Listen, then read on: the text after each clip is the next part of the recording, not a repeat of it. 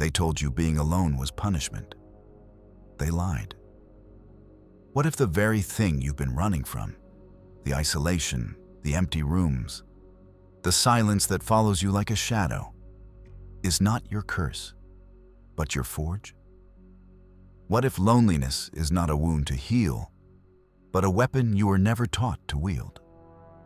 Niccolò Machiavelli watched men rise and fall for decades in Renaissance Italy. He studied princes who commanded armies and merchants who built empires. And he noticed something that nobody talks about. The men who held power the longest were not the ones surrounded by allies. They were the ones who understood how to be alone without being destroyed by it. There is a reason society wants you plugged into the hive. There is a reason you are told that isolation is dangerous, that you need community, that you need validation, that you need to belong, because a person who can stand alone cannot be controlled. Today, I am going to show you what Machiavelli, Schopenhauer, and Nietzsche understood about solitude. Truths so threatening they have been buried beneath centuries of social conditioning. You will learn why the crowd fears the individual who walks alone. You will understand the strategic architecture of isolation. And by the end, you will see your loneliness not as a deficit, but as an advantage so profound that most people will never be psychologically equipped to access it. But this knowledge comes with a cost. Once you understand what I'm about to reveal, you cannot return to the comfortable lie that connection is always good and solitude is always bad. Let's begin.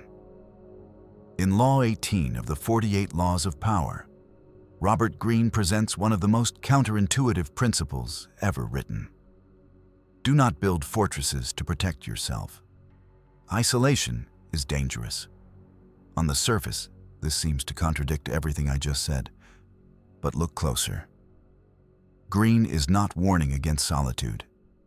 He is warning against fear-based isolation, the fortress built from weakness, not strength. There is a distinction that separates kings from cowards. Strategic withdrawal versus frightened retreat. When a prince builds walls because he fears his enemies, those walls become his coffin. History is littered with examples. Louis V XVI retreated into Versailles while France starved. He surrounded himself with sycophants. He cut himself off from the reality of his kingdom. And when the mob finally came, those gilded walls could not save him. But there is another kind of isolation. The kind practiced by Marcus Aurelius, who wrote his meditations alone in a military tent, surrounded by war and death. The kind practiced by Niccolò Machiavelli himself, who wrote The Prince in Exile, banished from Florence, tortured by the Medi, stripped of everything he built. He was not hiding from the world. He was distilling everything he knew into a weapon. Machiavelli wrote from isolation, but not from fear. He wrote from fury, from clarity, from a position where he had nothing left to lose, and therefore nothing left to distort his perception. That is the difference. The weak man builds a fortress to escape the world. The strong man builds a laboratory to understand it. Ask yourself, which one are you building? You have been conditioned since birth to fear aloneness. Think about it. Every children's story punishes the loner. The wolf is solitary and therefore evil. The sheep who strays from the flock gets eaten. The hero is always surrounded by friends, allies, a fellowship. Isolation is presented as the fate of villains and the damaged. This is not accidental. Societies run on compliance. Economies run on consumption. Both require you to care deeply about what others think. Both require you to seek external validation. Both require you to be terrified of standing outside the group. If you are comfortable alone, you stop buying things to impress people. You stop performing for approval. You stop being a useful cog in the machine of endless commerce and endless comparison. Arthur Schopenhauer the 19th century German philosopher, saw through this centuries ago. He wrote that the person who genuinely enjoys solitude possesses something rare, a self that is sufficient unto itself. But society cannot have that. A self-sufficient individual is an economic liability, an emotional anomaly, a threat to the system of manufactured need that keeps people perpetually hungry for what others provide. So they pathologize you. They call it social anxiety. They call it attachment issues. They call it avoidant personality. They invent clinical labels for what might simply be a mind that does not require constant stimulation from the herd. I am not dismissing genuine psychological suffering, but I am asking you to question whether some of your loneliness is real pain or manufactured shame. The question is not why am I alone? The question is who profits when I believe being alone is wrong? Here is what the strategists understood that common people never will. Solitude is the birthplace of original thought. Nature climbed into the Swiss Alps alone. He walked for hours in silence, his mind combusting with ideas that would reshape philosophy. Thus spoke, Zarathustra was not written in a salon surrounded by intellectuals. It was written in isolation so profound that most people would have collapsed into madness. But nature did not collapse. He transcended. He wrote, "The higher we soar, the smaller we appear to those who cannot fly." This is not arrogance. It is observation. When you begin to think original thoughts, thoughts not borrowed from the group, not validated by consensus, you become invisible to those who can only see through collective eyes. Worst, and this is your advantage. When you spend time alone, genuinely alone without the crutch of distraction, something begins to happen. Your mind stops echoing the opinions of others. Your thoughts stop being reflexive reactions to the noise. You start to hear your own voice, perhaps for the first time since childhood. Anthony Storr, in his study of creative genius, documented this phenomenon repeatedly. Newton, alone in quarantine inventing calculus. Darwin alone on his estate for decades developing the theory of evolution. KFKA alone in his room at night producing literature that would haunt the 20th century. They did not create despite their solitude. They created because of it. The crowd produces nothing original. The crowd consumes. The crowd reacts. The crowd borrows and repeats and dilutes. Creation is a solitary act, and if you are alone right now, you are in the position of the artist before the canvas. The question is whether you will use that canvas or continue mourning the absence of an audience that would only distract you from your work. Machiavelli observed a specific type of prince who always failed, the one who needed too many allies.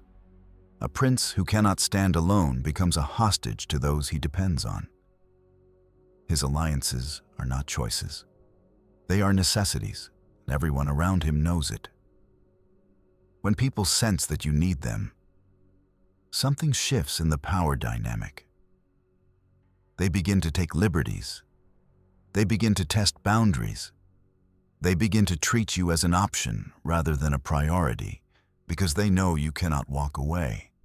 This applies to friendships, to romantic relationships, to business partnerships. The person who is terrified of being alone will tolerate disrespect they should never accept. They will stay in relationships that poison them. They will maintain friendships with people who barely hide their contempt.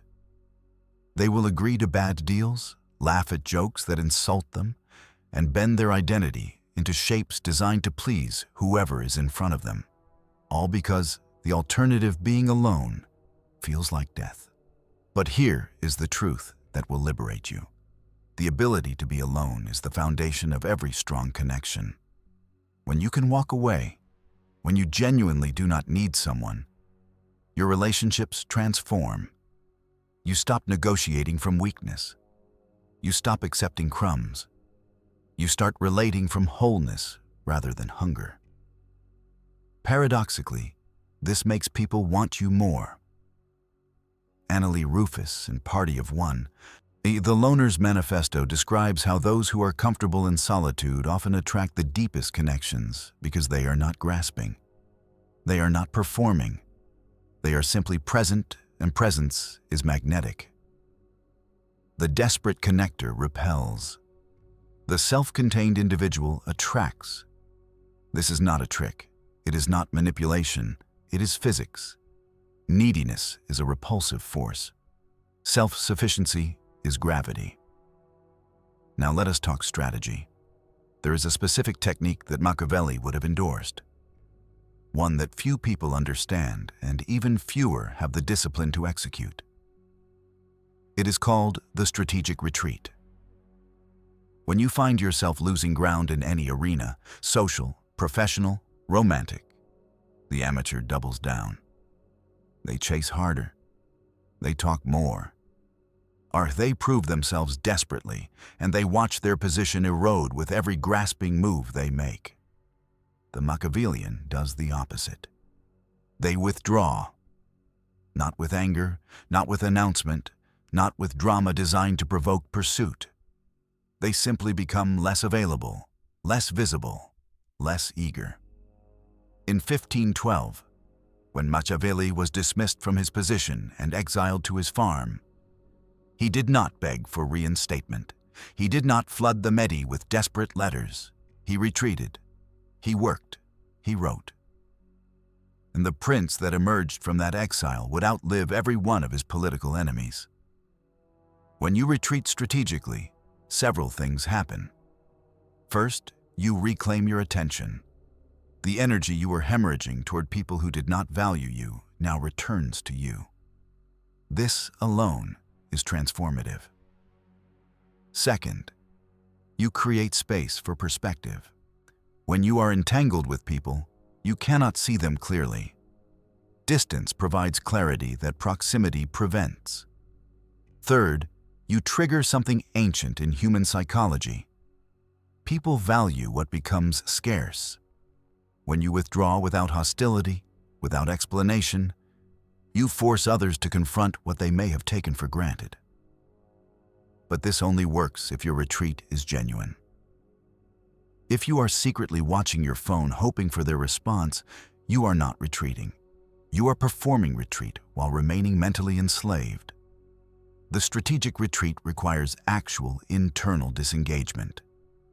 You must genuinely refocus your energy on your own work, your own growth, your own empire. You must become so absorbed in your own development that their absence becomes background noise rather than the main event.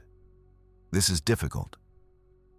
But difficulty is the filter that separates those who will use these principles from those who will merely understand them. Arthur Schopenhauer. Holtz was perhaps the most honest philosopher who ever lived regarding human nature. He observed something that most people spend their entire lives denying. The majority of human social interaction is not connection. It is distraction from the unbearable weight of the self. He wrote that a person's value is revealed by how much they enjoy their own company. Those who cannot bear solitude are running from something inside themselves, and no amount of social activity will fill that void. It can only temporarily obscure it.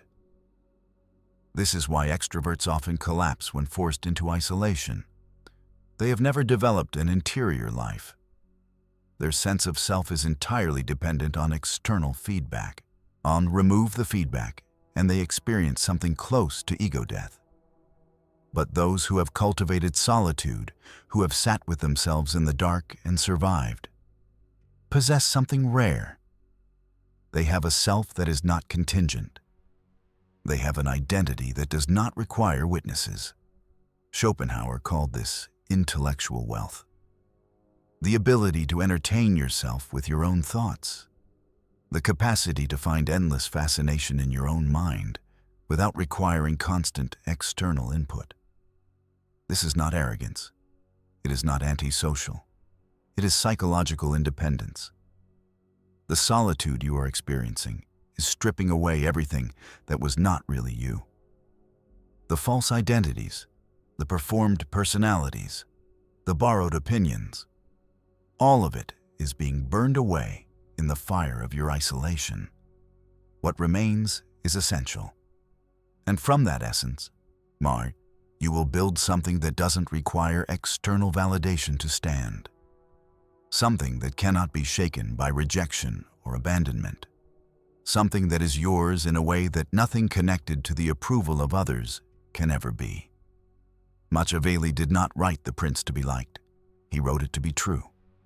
And that truth, unflinching, uncomfortable, eternal, outlasted every prince and politician of his era. Your solitude can produce the same. Not a book, perhaps, but a self. A self so integrated, so clarified, so deliberately constructed that it does not bend to every social wind. That is the gift hiding inside your loneliness. Take it.